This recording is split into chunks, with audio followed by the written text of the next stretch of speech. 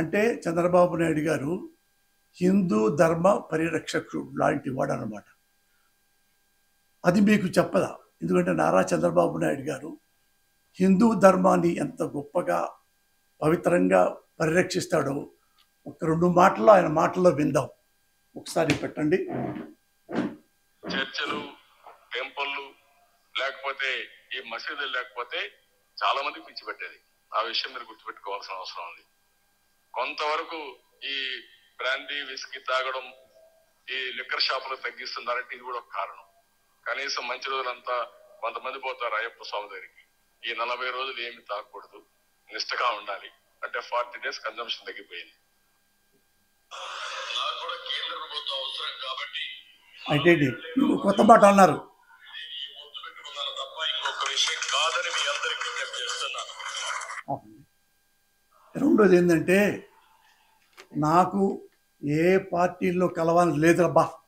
వాళ్ళే ఢిల్లీ నుంచి మోడీ గారు పరిగెత్తుకొచ్చి, రాహుల్ గాంధీ పరిగెత్తుకొచ్చి, బాబు గారు మీరు మాతో కలవండి అంటేనే నేను ఈసారి బీజేపీతో కలిసి అని సెలవిచ్చారు. అది తెలుసు మీకు బ్యాలెన్స్ ఏంటో. ఆయన ఢిల్లీ వెళ్ళి ఎలా అమిత్ షా కాళ్ళు పట్టుకున్నారు, మోడీ కాళ్ళు ఎలా పట్టుకున్నారు, ఎలా దండం పెట్టారో మీ ఫుటోలు కూడా మీకు తెలుసు. ఫస్ట్ది హిందూ ధర్మ పరిరక్షకుడు కదా ఆయనకంట. చాలామంది అయ్యప్పలో మాలేసుకుంటున్నారంట.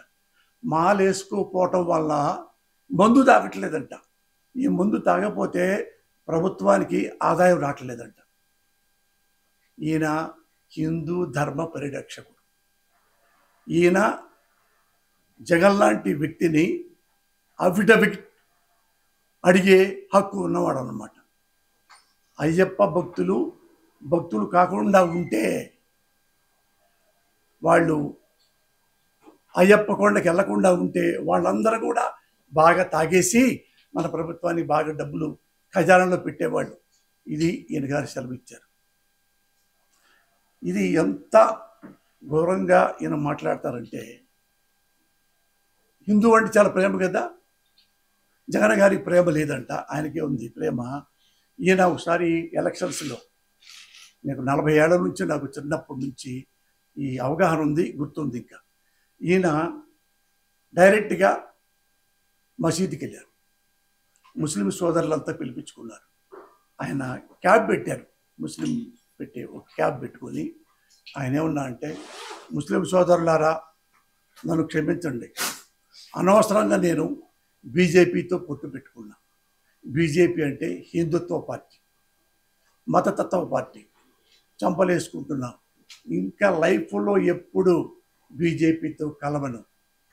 రాష్ట్ర ప్రయోజనాల కోసం, మీ ముస్లిం సోదరుల ప్రయోజనం కోసం మతతత్వ పార్టీ అయిన హిందుత్వ పార్టీతో కటీఫ్ చేయించుకుంటున్నా.